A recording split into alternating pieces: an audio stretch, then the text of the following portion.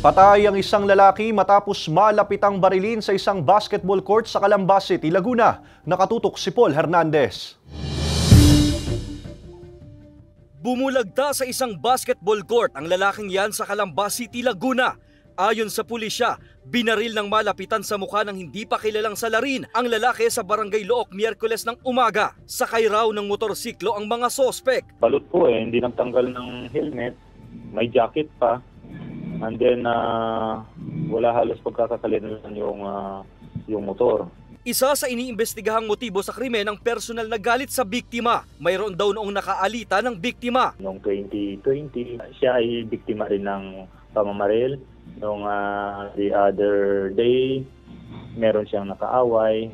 Pero nagkaayos naman na sa barangay. Sinisikap na kuhanan ng panig ng GMA Regional TV Balitang Southern Tagalog ang pamilya ng biktima. Pinag-aaralan ng pulisya ang kuha ng isang CCTV kung saan nahagip ang umunoy dinaanan ng mga salarin. Ikinasa na ang dragnet operation laban sa mga sospek na tumakas. Paul Hernandez, Balitang Southern Tagalog.